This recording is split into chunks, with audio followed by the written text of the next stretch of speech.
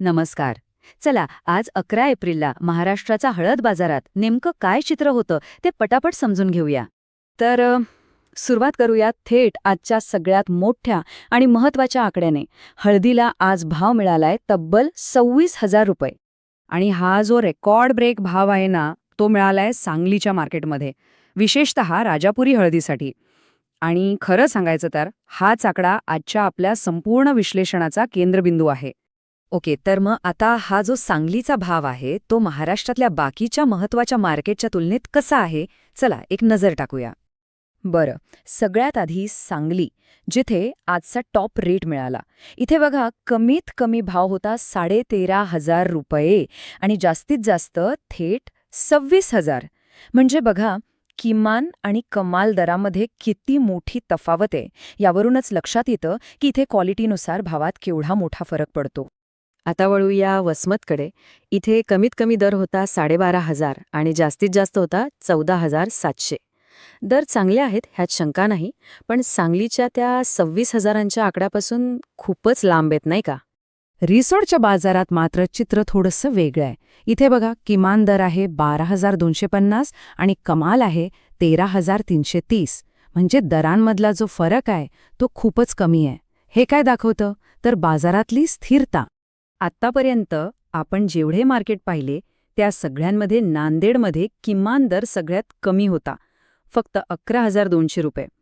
कमाल दर मात्र 13,900 पर्यंत गेला, जो रिसोडपेक्षा थोडा जास्त म्हणायला हवा. आणि शेवटी पाहूया हिंगोली. इथले दर जवळपास वसमतसारखेच आहेत, कमीत कमी 12,300 आणि जास्तीत जास्त 14,600. असं वाटतंय की हे दोन्ही मार्केट साधारणपणे एकाच लेवलवर चालले आहेत. ओके, तर आता हे सगळे आकडे आपण पाहिले, पण ह्या सगळ्यांना एकत्र ठेवल्यावर नेमकं काय चित्र दिसतंय? चला बघूया. हा आलेख पाहिला की सगळं काही स्पष्ट होतं. बघा, सांगलीचा तो 26,000चा आकडा कुठे आणि बाकीचे मार्केट कुठे, म्हणजे जमीन आसमानाचा फरक आहे. वसमत आणि हिंगोलीचे दर 14-15,000च्या घरात आहेत आणि सांगली थेट त्याच्यात दुप्पट. पण प्रश्न हा आहे की दरांमध्ये एवढा मोठा फरक का? याच्यामागे नक्की काय कारणं आहेत? चला आता हेच थोडं समजून घेऊ. या सगळ्यामागे साधारणपणे 4 मुख्य कारणं दिसतायत. एक म्हणजे सांगलीमध्ये राजापुरी हळदीला मिळणारा स्पेशल भाव. दुसरं, वसमत आणि हिंगोलीमध्ये तिथल्या लोकल व्हरायटीला चांगला दर मिळतोय. तिसरं कारण आहे रिसोडमधली स्थिरता, जी NCDXमुळे आहे. आणि चौथं, जे खूप महत्त्वाचं आहे, ते म्हणजे एक्सपोर्ट क्वालिटीच्या हळदीला असलेली जबरदस्त मागणी. आता हा जो एक्सपोर्ट क्वालिटीचा मुद्दा आहे ना, तो खूप महत्त्वाचा आहे. बघा, आंतरराष्ट्रीय बाजारात ज्या हळदीचा आकार, रंग आणि सगळ्यात महत्त्वाचं म्हणजे कुरकुमींचं प्रमाण एकदम टॉप क्लास असतं, तिलाच जास्त किंमत मिळते. आणि सांगलीची ओळखच मुळी याच हाय क्वालिटी हळदीसाठी आहे. म्हणूनच तर तिथे एवढे सडेभाव मिळतात. याच्या अगदी उलटं चित्र आहे रिसोडचं.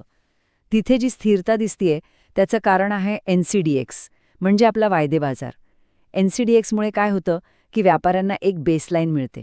त्यामुळे तिथे भावात फार मोठे चढउतार होत नाहीत.